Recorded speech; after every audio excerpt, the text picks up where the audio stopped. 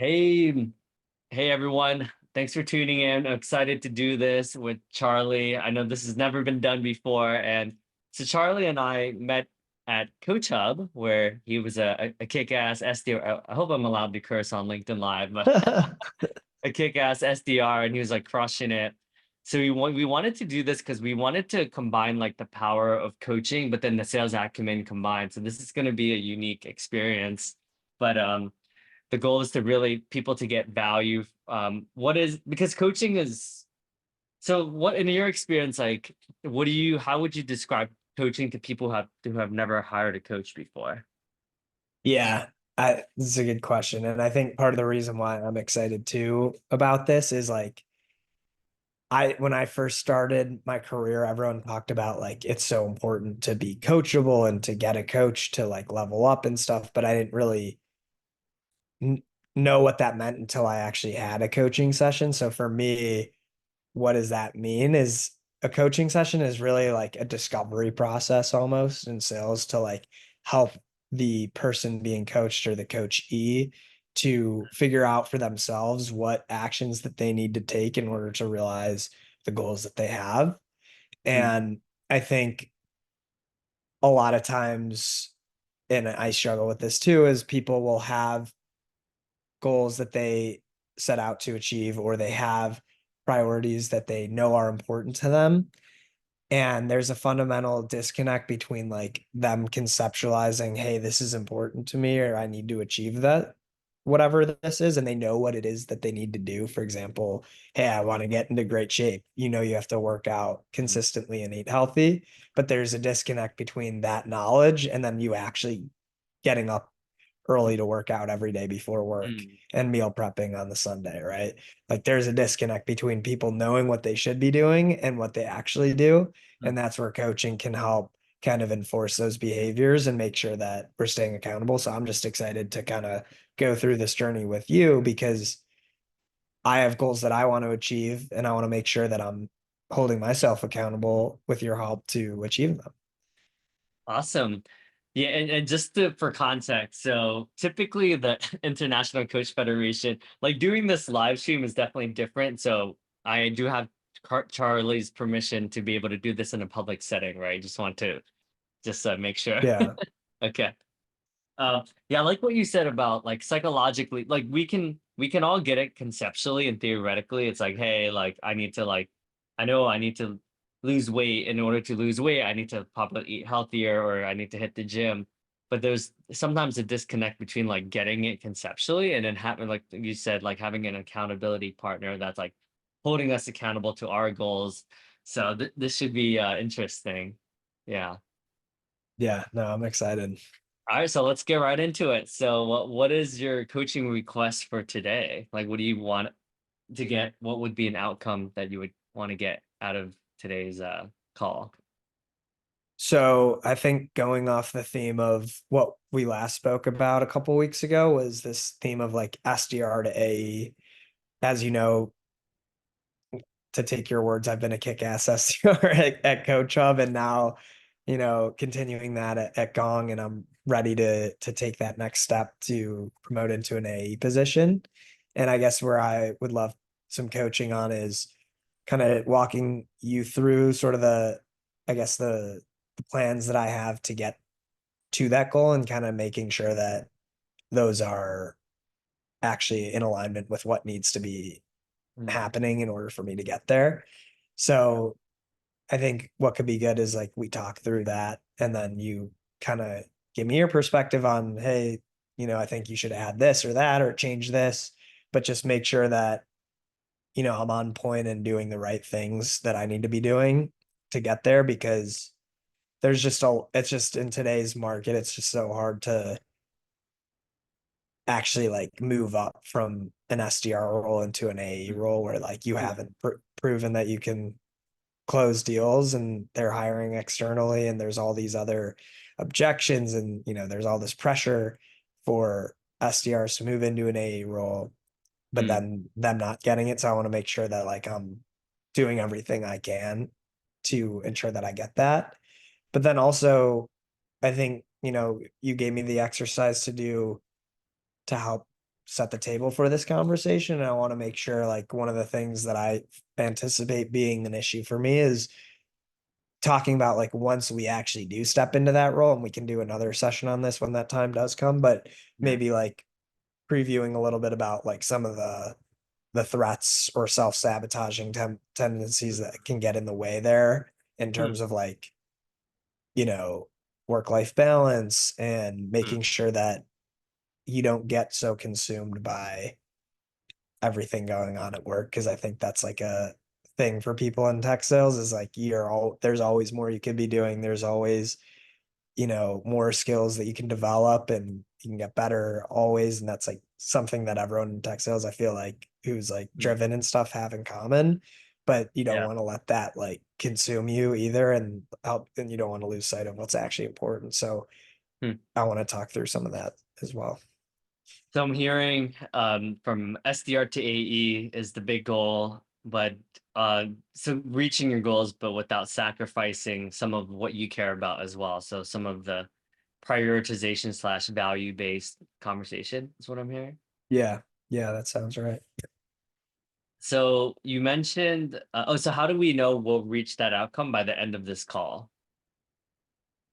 Yeah, so I think if we gain alignment on like the actual like timeline milestones, like the how we're gonna get to A and like the actions that we're gonna be taking, and then like I guess the action plan to get to those milestones, as long as we are aligned on like, yep, this is what you should be doing, and if we do these things, then you will give yourself the best chance to be promoted. Basically, I want to just align on that. Um, and then I guess from the work life balance standpoint, also just kind of like figuring out again action plans of like once I'm in that, like what are things we could be doing now, I guess, or the plans, the actions that we can be Mm, taking to ensure that mm, I don't fall into these self-sabotaging patterns of like mm, overworking and all these things. So kind of mm. aligning on what that looks like to ensure that we're on track. Yeah, that's a good point. So you mentioned the threats and the sabotage. Would you be open to sharing what some of those are? Because that will be a theme that we can keep in mind as we revisit like week after week for sure. Yeah. Yeah, I think this is a great. So an example that actually recently happened. So I just took 10 days of PTO. And as any rep knows who's done that before, it's like very stressful getting back. There's a ton of emails you got to respond to, a bunch of Slacks.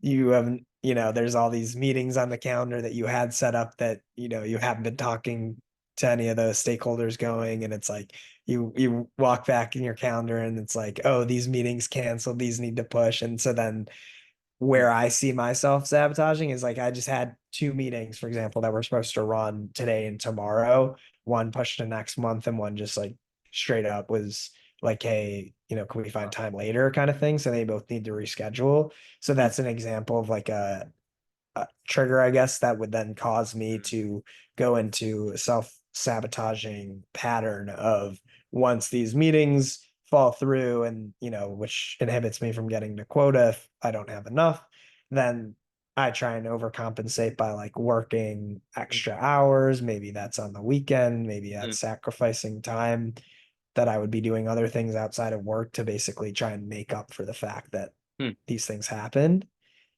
And while that can like I think like there's just a lot of like grind mentality and like, you know, you just gotta put the effort in, you gotta put the hours in order to get the mm, results that you want. But I think that that's an easy way to also burn yourself out in a role like this. And like it's also mm, important to realize like you don't actually control whether someone shows up anyway, and you could be putting in all these extra hours and it not work out. So it's like mm, you just have to it comes down to like being disciplined with like the boundaries that you set mm, with yourself and knowing like regardless of if a meeting shows up or not, if I say I'm working till 5:30 and logging off, then that's when I'm mm, sticking to that because that's the principle. So I think there's an issue there of me not sticking to what I committed the boundary was.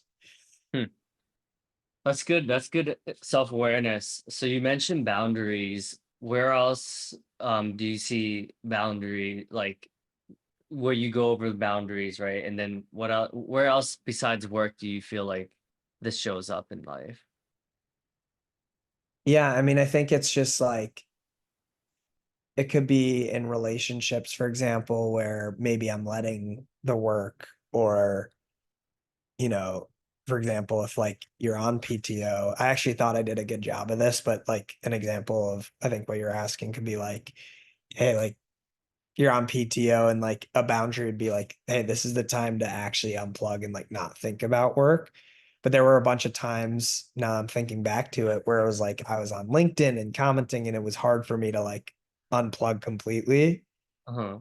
because it felt like if I did that, then like I was gonna miss something or something was gonna happen that caused me to like not achieve the goals that I had or whatever sort of the self-sabotage mindset rabbit hole I went down. And so I think a lot of it does really stem from work stresses that then bleed into other aspects of my life. For example, Mm, when I work late, then that might be me saying to myself, hey, I'm not going to hit this lift after work because I have to do this mm, instead because this meeting canceled. And now I'm sacrificing on my commitment that I made to myself to work out after. mm, Or maybe I worked late and now I didn't get enough time to just like recharge after work and like take my mind off things. And then I'm like staying up later, which caused me to then not wake up as early mm, and do whatever in the morning that I was going to do. Right. So it's like, because I'm sacrificing the boundary of when I'm stopping work, it's bleeding into these other areas, whether that's friendships or relationships or health and working out, all these other aspects that I can be doing these other things with my time that I'm now spending on that. mm. And I think that's not a good thing to be falling into. And what's the consequence of like what is the consequence of I mean, it sounds like obviously you're aware of the consequence of the not working out, which bleeds into lack of losing sleep, right? But it sounds like FOMO is what you mentioned with the LinkedIn, for instance, right? Like, what are you afraid that you're gonna miss out on exactly? Yeah, maybe it's a prospect that messaged me back privately, or like, I'm trying to grow my brand on here, and it's like you have to post consistently and show up. And it's like, okay, if I unplug or maybe I'm not commenting on as many people's posts, it's like, oh, my name's not popping up as much, right? So then it's like you're setting yourself back from that perspective, but then you just can't like, but then you're basically like you can't have it all at once is I Mm, think a lesson that I'm trying to learn is like you can have everything, you just can't have it all at once. And like I struggle with that a lot. yeah. It's like I'm trying to build this brand thing, which clearly it's working. Like you are really growing your audience, right? I see it. It's like your brand is pretty strong already, right? For a relatively young dude in his career, like obviously you still have a lot of years left. Um, so it's interesting, right? Because you when you mention having an action plan with the work-life balance, you're always looking to do more. There's a lot of doing in sales. It's like obviously the doing has to be a part of it, right? But I think what's missing is like what's the being behind everything, right? Mhm. So it's more like who do I want to be when there's threats and sabotage? Like who do I want to be when I'm right? So if you were to answer that question, like who would you like to be in spite of your clients canceling and rescheduling, right? What would Yeah. what would you say to that? Yeah, that's a good point. I think for me is when adversity arises, and I use that word in the context of like a meeting, yeah, obviously there's a lot worse things that can happen, but like when something an obstacle presents itself, like someone canceling, I still want to be the type of person that follows through on the other commitments that I have in my life. Hmm, Because work isn't everything and you can't just pedestalize like that's the most important thing all the time.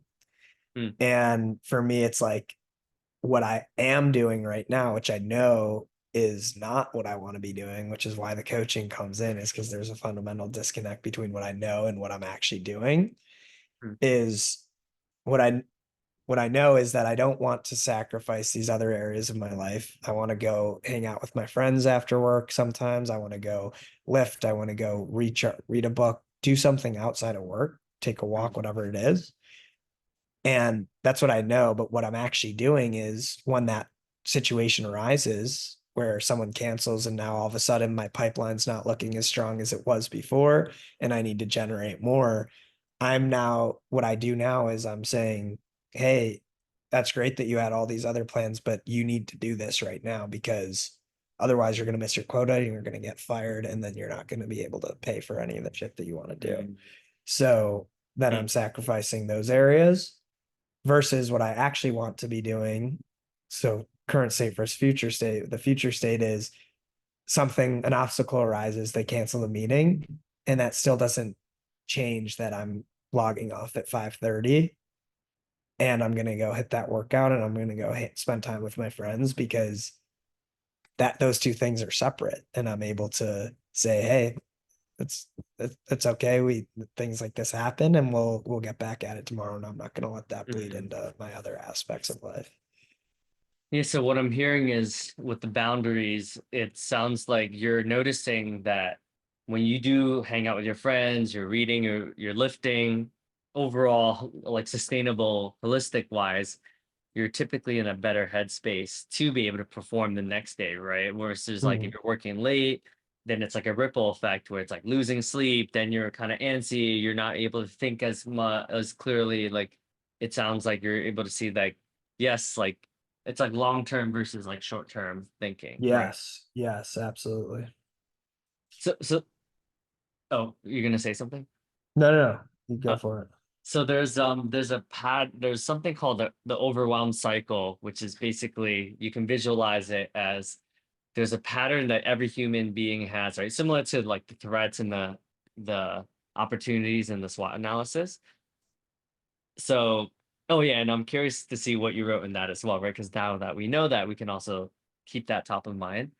But in the overwhelm pattern, it's like, and we sounds like we have very similar overwhelm patterns where it's like we work like at least I call it my winning formula is like I'm gonna outwork the competition. I'm just gonna make more dials, grind harder, send more emails. Like that's just how that's how I've gotten ahead. That's how I got to where I've gotten, right? But then the cycle looks like this where like it's like the rookie energy, they call it rookie energy. Like Marcus Chan Mm, was like coined that, which I freaking love, where it's like in the beginning, you're like excited for the role, you're like crushing it, you're like, yo, I'm so excited. I got into my dream company, like got an amazing manager, my coworkers are awesome, you're like crushing it, right? So you get that rookie energy for like 6 months, and then you kind of hit a plateau eventually where you're just like, dude, like I'm burnt. I haven't worked out as much. Like my nutrition is bad because I've just been working at my desk. Like my wife like is like, yo, when are you logging off? Like let's have dinner. But I'm like, nah, like I have another like I need to get to my 100 dials. Like if I don't, like I'm gonna get fired, and like we're all like in survival mode. So then you notice like the pattern, right? It's like pattern recognition. You notice like so for me, it's like always the same. Every company, it's always the same pattern. It's like I'm gonna outwork everyone, and then eventually I hit a plateau, and I'm like, yo, well, like, why am I gaining weight? Like, I haven't eaten vegetables because I'm neglecting my nutrition, and then I get like kind of like angry. Like I'm almost like, man, like they're taking advantage of me. Like these clients suck. Like they're always canceling on me, and like like these other reps, like it's like I don't know. Basically, like I get into this like victim-y mentality, and I'm just like, dude, like, why is life so hard, And I'm like, you know what? I'm gonna like take a week off and like PTO because I just need to like unwind and recharge. And then I start going to like get a massage. I walk around the park and like I like do meditation, and then I'm like back into a good state. And then I'm like, oh, life is good again. And then I'm crushing it again. But it's like the same, but basically yeah, the same exact pattern every 4 months is like sort of my cycle. So it's like, what am I gonna do to like disrupt that pattern essentially? absolutely. What you just said was like spot on everything that I would go through. So that's good, right? So now that we know that, what so we call that like Tony Robbins always calls it like pattern interruption, right? It's like, all right, so we know that's the pattern. What is a different way of being that we could be?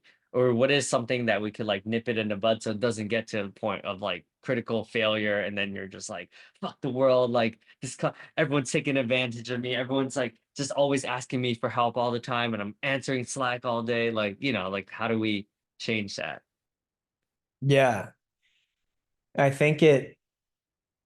like, and this is, I'm glad we're talking about this now because I just came back from the PTO 10-day thing. So now I'm like restarting the cycle in a way. And what I want to do Mm, to prevent the cycle from continuing is, yeah. um, I think it really does come down to the boundary conversation that we had earlier of like, we have to do, there's no way around, like, you have to do the job that we're paid to do, right? Yeah. But what you don't have to do is sacrifice the other areas just because something doesn't go your way. Mm, And it's understanding what you can control and accepting what you can't as part of mm, that. Because I can't control if someone says, "Hey, we need to, I can't meet today anymore." But what I can control is, am I still logging off at 5:30? So I think it's to interrupt that cycle is to say, hey, during this span of time, I'm going to work as hard as I possibly can. mm, And I'm going to do the things that I need to do. But I'm doing that so that then after those hours, before and after those hours, that's my time to where I can do the other things that I have going on in my life. mm, And once you start encroaching in that edge space of like outside the window that you set for yourself, that's when it becomes problematic. And that's when the cycle of not eating the vegetables, not working out, not hanging out with the girlfriend or whatever, right? Like that's when that mm, starts to happen. And that's not what we want. So I think it's mm, the boundaries of like, hey, this is when I'm working and staying disciplined with that is just the way you'd be disciplined about, mm, yeah, I have to make this other call. You're disciplined mm. about, yeah, I need to log off at this time. So what I'm hearing is like during that like 9 to 5:30, right? You're like uber focused, like you're not getting distracted. You're like you're like really putting in as much effort as you can, but you know, like you can reward yourself by logging off. Like, hey, I put every ounce of energy I had into like making a productive day. But it sounds like you're controlling the controllables, which is like the effort, the energy, the research, the prep, the thoughtfulness, right? Like everything that you normally are doing, right? But it sounds like how we're reacting to the circumstances, which like every other sales job, there's always going to be cancellation. Like that's like a part of life. So it sounds like by really knowing that you did everything that you did do, you're giving yourself grace, like, hey, like maybe I did 85, maybe I did 89% today, right? And then kind of just like patting yourself on the back, but you know that this like the law of diminishing return, like anything from 5:30 to 9 p.m. is like probably not going to be as effective. Yeah. You might be bitter, you might actually be resentful, like, oh, my clients are like they're just like so needy, whatever it is, right? And just And I having that think when you have that like mindset of, hey, it's not a big deal if I push work till 6 p.m. today or even six, then you're not actually like going as hard during the hours that you are supposed to be going hard. So like it's sort of like the opposite of what people tell you, like how life is Mm, definitely a marathon, not a sprint. But I like to look at, or will try to look at work as a sprint because I want to literally leave everything that I can out during on the mm, field during those hours so that I know like, hey, I did everything. Like versus if you know, like, yeah, I could technically push to like 6:30 and not get home till 7. Maybe like you get an email objection and you're like, fuck, like let me just deal with this like a little bit late. Like, and you start mm, procrastinating. That's what starts to happen is like I'm not as disciplined with my mm, blocks that I have on my calendar of like I need to get this done here, this done here, this done here, because I mm, know that there's wiggle, like I'm negotiating with myself about like, oh, I'll just do it a little bit later. Versus mm. if like I'm like strict with the boundary there, then it's like I wouldn't do that, you know? Oh, yeah, that's good, right? It's like it sounds like when you kind of have the looser boundaries, you're there's some element of procrastination or some element of like, oh, okay, well, I'll just do it at 6 or 7 anyways. But if you're like, no, like if 5:30 and then especially the last 3 hours, you're like, I'm gonna freaking give it my all, and then that way I can like get a good workout at the gym afterwards, or I get to hang out with friends, right? Whatever it is that, but then staying true to yourself, right? Which is ultimate, like, hey, like I'm still gonna be intention just as intentional with my friendships, with my gym, with my health and fitness as I am with my work day. Sounds like. Yes, yes, absolutely. That's awesome, man. So yeah, so usually like halfway point, I like to check in, see like are we making progress in terms of what you want to get out of this, right? In terms of like being able to um make progress in terms of your SDR to AE track from this call. So can you say that again? So usually halfway through, I like to check in to make Yeah. sure like we're trending in the right direction in terms of like what you wanted to originally want to get out of this coaching call. Yeah, I feel like from a I feel like we addressed like the second half of what we wanted, which was like, hey, what do we need to do in order to make sure we don't fall into the same cycle of like getting into, working later and like the work-life balance aspect of it. But I think let's take the second half and talk about sort of the plans that I have in place to put myself in the best position to move to A, and then like see if what I'm doing is in alignment with what you think should Okay, happen as well. let's do that. So are you going to share? Do you have a document that you want to share, or this be a Yeah, conversation? yeah. Yeah, do we want to do like a share screen or just for me to like read kind of If what? you're comfortable sharing, because you don't know who's gonna watch this, but if you're cool with Yeah. that, I mean, No, yeah, sometimes we it's can. better to put it in the universe because it's more likely to happen. I'm down to share, and some of this stuff like probably won't make a lot of sense to people because I use like abbreviations and stuff that probably people at Gong will know, but no one else maybe. But Okay. yeah, we can talk through it. Here we Yeah. go. So I think that um Oh, let's nice. let's You did focus it. in on like the timeline aspect because this is like the how we're getting there, right? Yeah. So I've had like several conversations with managers, directors, leadership about what they're looking for when they look at a candidate to move into the A role. Hmm. And time again, it's like discovery is probably the most important thing. And then also just knowing the business acumen, which I know we talked about last time. So thinking about like, how will we improve in those areas? I've been setting up mock discovery calls with like certain AE mentors that I've had, Hmm. where I'm, and that's something that I want to continue one new mock discovery call every week until the end of July. The reason why I picked this time frame is because at Gong we have something called a ticket to play, which is where you are, once you have sourced a certain amount of opportunities, you're eligible to interview, and I'm Hmm. anticipating myself to have that by the end of July. So I want to make sure I'm doing that work ahead of time to where like once I get that ticket, I'm ready to interview Hmm. and go. Yeah. So one mock discovery call a week seems to make sense for the cadence there until the end of July. Then I was thinking for the business acumen piece, I felt like the 10K reports was a really tactical way to build that.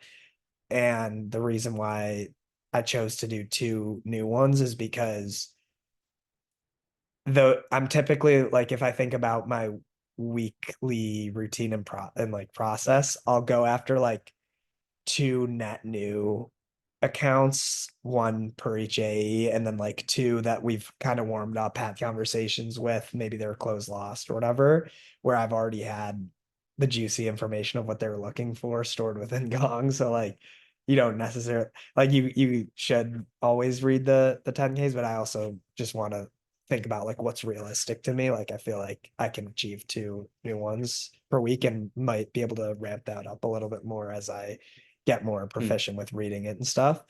But Yeah. so I was thinking of like doing that um until the end of July. And I think we can even like break these down further and we can talk about like what specifically do you want to know after reading these two new 10Ks, or Hmm. like what specific parts of discovery are you like Hmm.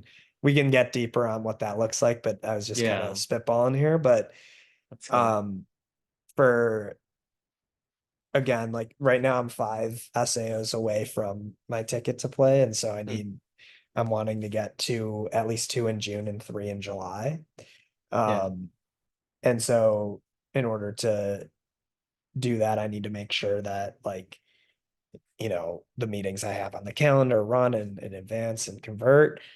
Um, in addition to like once I source those ops, I want to meet with like my VP of sales and other leadership members just to make sure like they're all on the same page of like, hey, Mm, Charlie's a great producer and we have full confidence that he'd be an awesome AE, and make sure that I get that raving endorsement before the interview.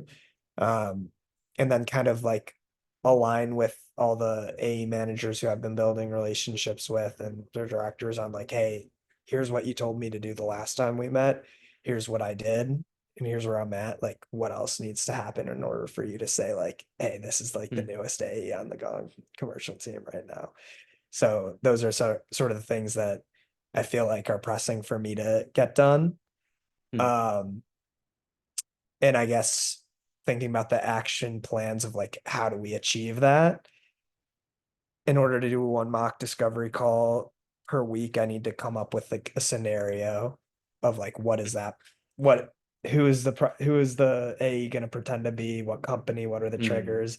Kind of come up with a scenario for the AE, fill them in on that so that I can mm, then practice with that in mind.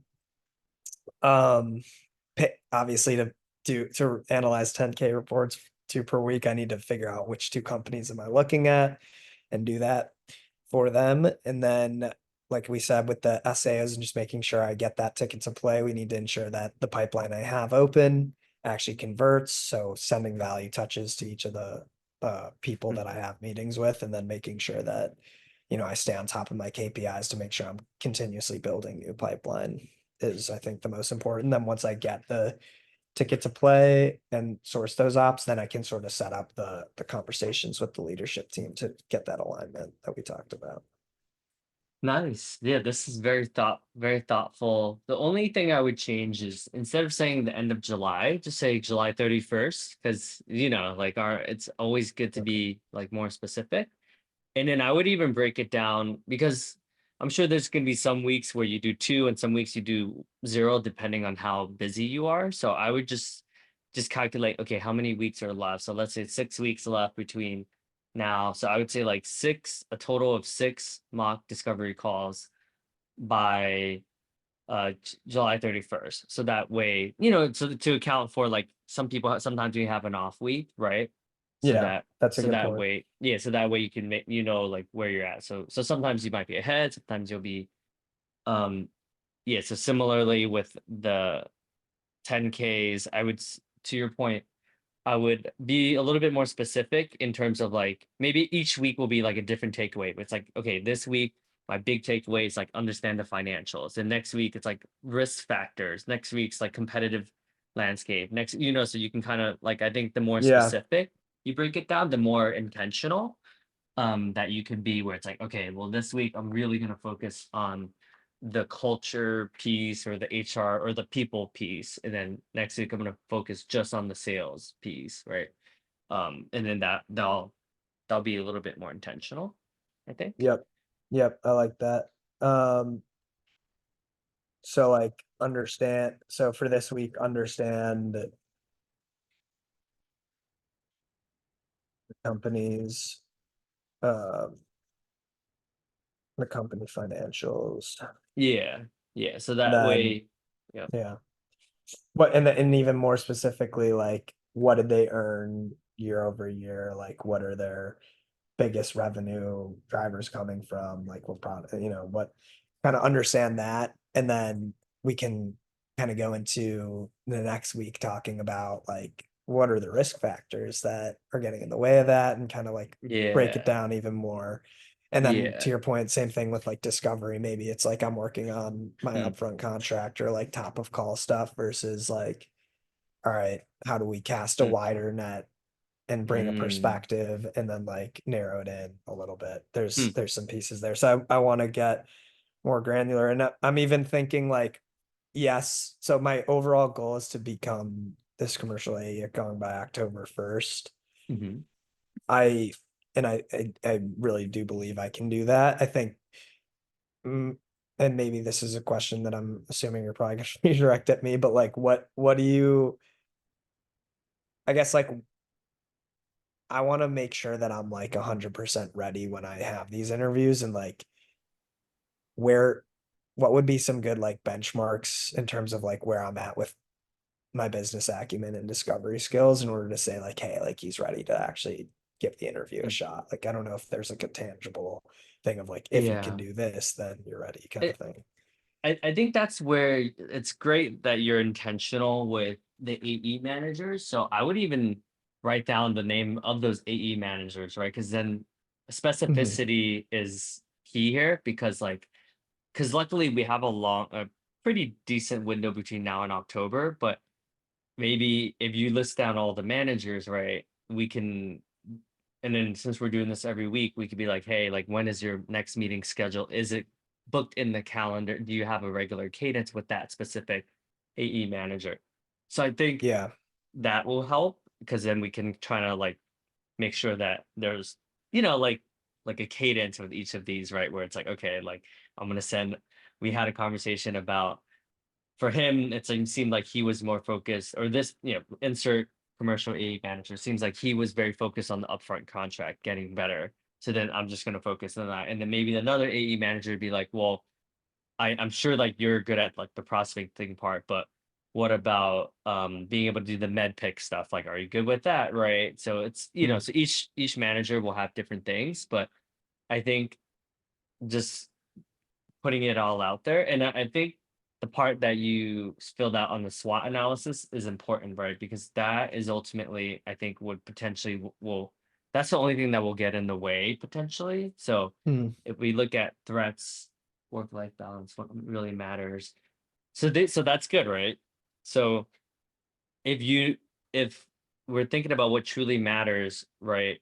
Perhaps like a homework assignment between now and the next one is let's maybe you jot down like a paragraph on like what truly matters, right? Because at the end of the day, once you're grounded in your truth, like, hey, this is what truly matters, that's like the hiring managers can sense that. They're like, oh, Charlie is whether it's like, hey, like having a high standard of excellence is what really, and I want to be someone that is a is a beacon of excellence for others, right? So then that's like very clear in terms of your goal. But if we're still trying to figure out what truly matters, then we can be potentially wishy-washy. So Kevin Dorsey, who, I interviewed for my podcast, KD, for people Yeah. that know who he is, what I learned from his interview was like when we are grounded in who we are and we know like it's I guess you can call it take it or leave it energy where it's like, hey, I'm Mm. just so sure of what my values are that like that energy attracts people because it's like, oh, this guy is grounded in his truth. Like he's not a chameleon. Like it's like very clear like this is what he's about, you know? I think yeah, that's a great point. And that's really ultimately what comes down to like closing energy too, is just like at a certain Exactly. level, it's like, and this is probably why a lot of SDR struggles because we don't actually close like revenue. Hmm. And like, but it's like at a certain point, you just need to be like, listen, like this is everything that was said that I need to do. Like I've shown that I've done this. Hmm. What's stopping you right now from saying, hey, I just signed your promotion and you're giving me an A title like right after we hang up Yeah. this call? Like that's the energy that you need to say, because it's like, like you can keep asking and asking, and at some point it's just like you like go in for it, you know? And that's the Exactly. kind of energy that I think for me is like once you're so I think what you're telling me is like once you're in tune with that and you know that you have that and you can convey that to other people, then it's like, you're right. It's not like Mm, there's like, oh, if you ask this question or this question, you're ready. It's more of mm, like, do you have that energy or don't you? mm, And what it takes to cultivate that energy is like doing the things that we're talking about mm, and actually executing on what was told for you to do so that you can show up with the confidence that, hey, I literally did everything that I know I yeah. can do. And I know I am going to be able to be a kick-ass AE.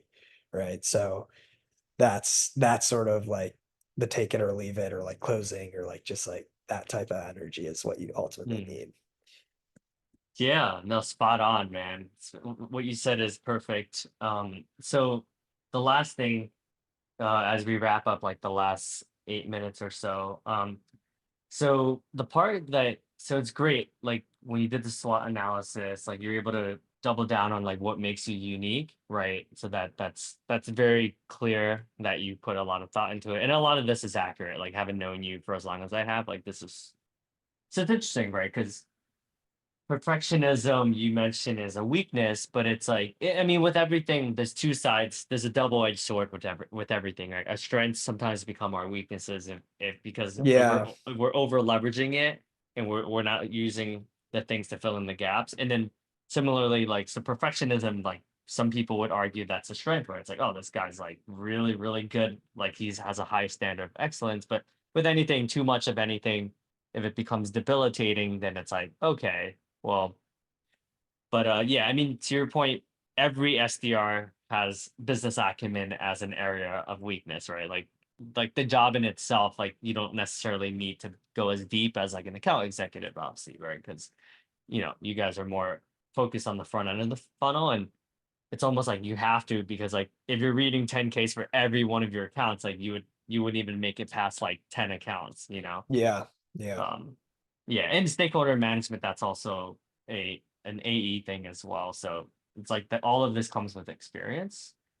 Oh, time management. Okay. I mean that goes back to I think similar. that went into the perfectionism piece to your point where it was like, because Mm, like I'm the type of person where like I'll look at an email for so long just to make sure that like every word is perfect and all this stuff. Like, and I think just schooling teaches you to like do that. And I'm slowly but mm, surely breaking away from that and being more like punchy with my writing and like not mm, sort of having that like take it or leave it energy as we talked about via your writing communication. Like mm, no executive is going to be spending that amount of time reading or writing an email. So it's like you kind of have to do mm, that too.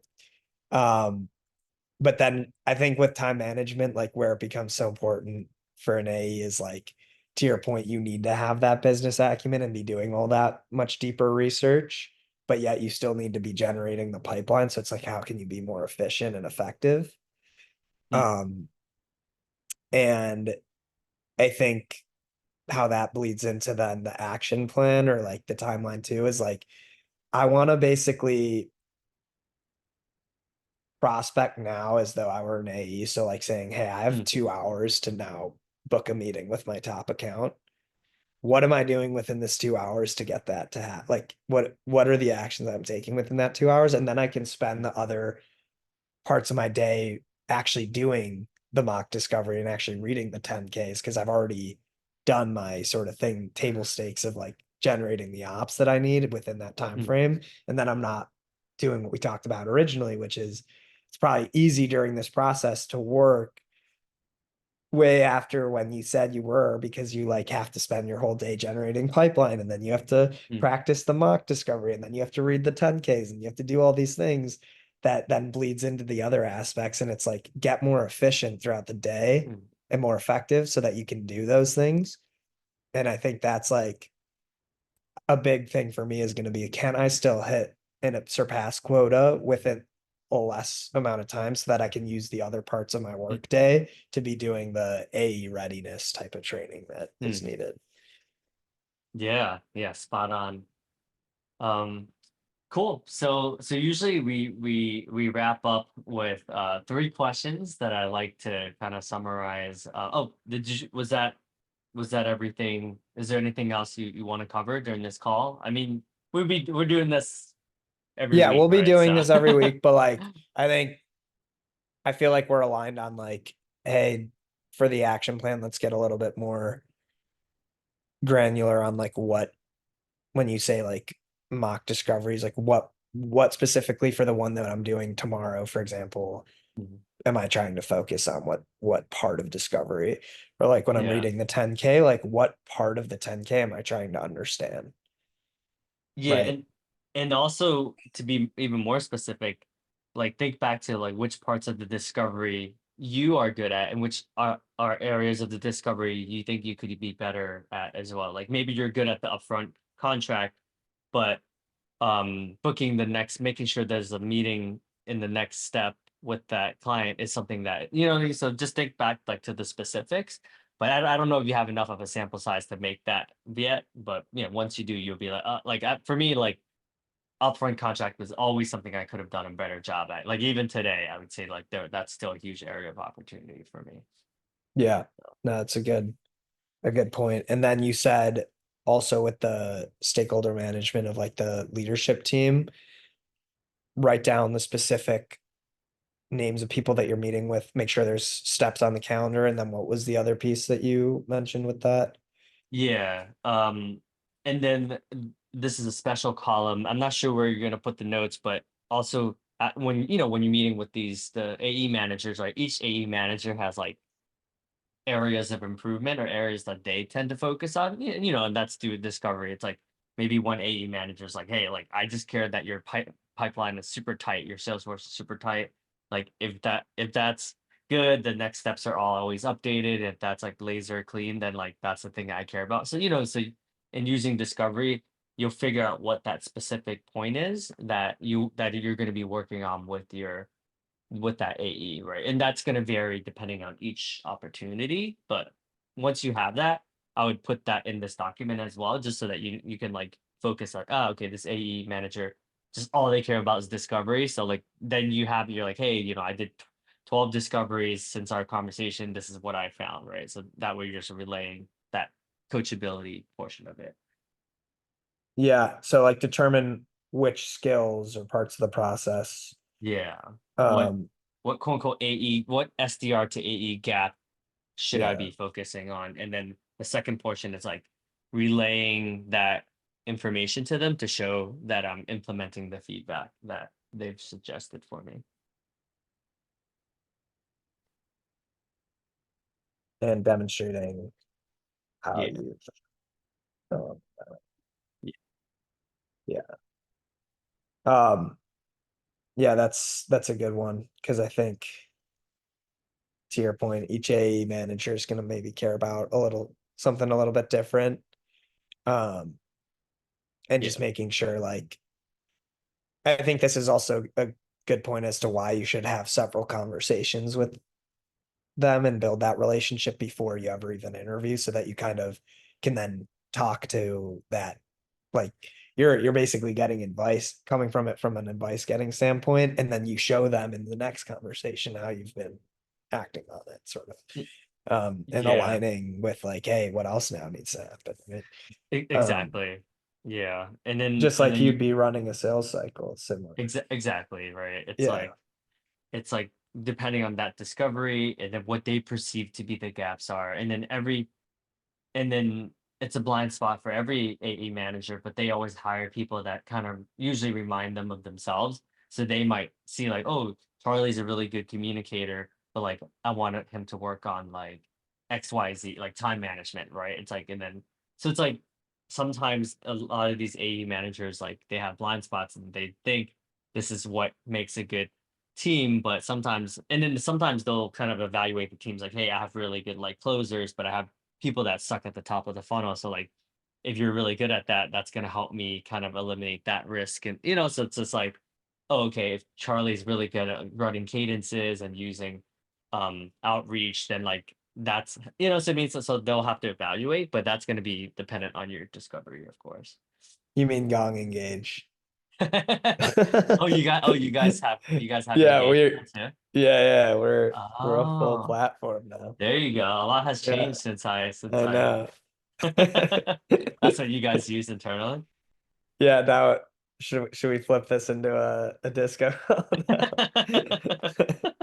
No, that's um funny. That's no great. yeah that's good but yeah no I think this is great and we can definitely I think have this be like a living breathing doc to kind of showcase like hey here's the progress that we made from this week to last Yeah. week this is what I did Cool. um and I think I'm excited to just kind of go through this journey with everyone on here and thanks for listening if you are listening and Davidson thank you for giving me the spotlight and ability to even talk about these things because it'll be great to sort of see the progression of like, hey, here's where we started at. Here's the progress we're making every week together with it. And then like, here's the results that it led to and whether or not it works out or not. Like, again, I'm going to just do everything that's in my control and we'll see where the chips fall. But like, I'm just excited to see what actually happens when these actions are taken and, what that results in. So thank you for, giving me that opportunity and walking me through your process. Yeah, so the last three questions I always ask at the end of every coaching call. The first one is, what value did you generate for yourself today? Yeah, I think for me today, there's always like a level deeper that you can get. Like I think I was thinking about things in the right way, but I just needed to even get more specific on like incrementally breaking down goals. Like if you have, I thought that incrementally breaking before I came to this call, I was like, yeah, like one mock discovery call a week. That's a good incremental breakdown, but there's even more levels to that. Like what specifically with your discovery calls are you working on? Or like with a 10K, two 10Ks reports. Yeah, that's like a specific thing you can do per week. But like what parts of that are you actually focused? It's like you have to make it so clear and obvious of what specifically you're working on that week in order to make sure that you don't drop the ball with it. Because if it's like, then you Mm, don't, then what happens if you don't do that is you're like, all right, I'll do the one mock discovery calls per week, but you don't actually know if you're making you're just sort of going through the motions instead of like, are you actually mm, making progress in that specific area? And it's mm. better to know like, hey, if I'm working on this specific thing, you can easily see if you're making progress in it versus just, going through the motions. So I think that was the biggest takeaway I had. Nice. And the second question is, was there anything disempowering or incomplete about the conversation today? Disempowering or incomplete. Um, no, I think it's again, like I kind of talked about this when I posted about this event. Nothing that we're talking about is like earth shattering, like realizations that like no one ever knew about. It's just like there's such a big gap between like you knowing what to do and you actually doing it. And though, if anything, I'm left feeling empowered about like, hey, I know exactly what I need to do every single week and every single day in order to get to where I need to be. Obviously, I think everyone's still like part of me is like wanting that to seek that certainty of being like, okay, well, if I do this and do that and do this, does that mean I'm going to get it? Like that's part of Mm, the process too. But like it's like at the end of the day, it's like, have the wisdom to know what you can and can't control. And like I know I can mm, stick to this every time and detach from the outcome of like that I need to have this mm, promotion when I do. It's like just stick to these inputs and trust that it'll work out kind of thing. mm. But I Love wouldn't that, say it man. was like disempowered. Yeah. And the last question is, Charlie, what would you like to be acknowledged for being? Acknowledged for being. Is this like from other people acknowledged or like what do I want to acknowledge about myself from The this second call? one. What do I want to acknowledge about myself? I think that this whole exercise is acknowledging like vulnerable that I'm someone who's like a vulnerable and self-aware person. Obviously it takes like it's not easy to, come on a live stream where I'm like, who the hell is watching this? And like looking at my life of like, this is what this person, like, I don't even give a shit about what he cares about, but like, like talking about all this stuff and like the things that I'm struggling with. But I think that Mm, I'd like to just kind of acknowledge myself for feeling the fear of doing that and doing it anyway, because I think that it's so valuable. And I hope that other people that are maybe going through a similar experience like got something from this too. And it's mm, worth, putting myself on in a spotlight. Obviously, you have so many connections or whatever that could be watching this. Like, it's worth putting myself out there, even if it just means like helping one person that needed to Hmm. hear something that we talked about today. So I think just Yeah. the awareness to know, to come to this conversation knowing like, hey, these are the things I need to do, and then the vulnerability to share honestly about like, hey, here's where I'm struggling. I feel like those were the two biggest things I'd like to acknowledge myself for. Yeah. Yeah, dude. Man. Yeah, Charlie, I want to acknowledge you for the vulnerability it takes to. I mean, like you said, who knows what random person is watching this, or even if it's 10 years later, right? But it's cool to. I mean, clearly you're super self-aware, right? I mean, especially for your age. Like, I was definitely not as self-aware as you are at this age. So, I mean, you're light years ahead of most people. And I love the fact that you're thinking of like, hey, this if this just adds value to at least one other person, like that really just shows your mentality and just wanting to serve as many people as possible. And clearly that's really going to serve you well in this promotion and beyond as well.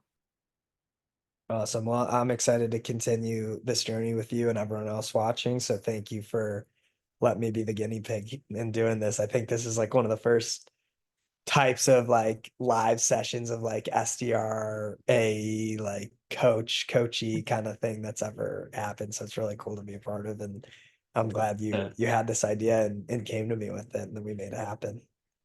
good stuff. Yeah, so we'll be doing this every week, so stay tuned. We're gonna post it. So it's gonna be the same time every week, right? Yeah, exactly. All right. Cool, everyone. Yeah, just feel free to ping us or any of us if or both of us if you found this valuable, and we'll see you next week. Cheers. See you next week. Cheers.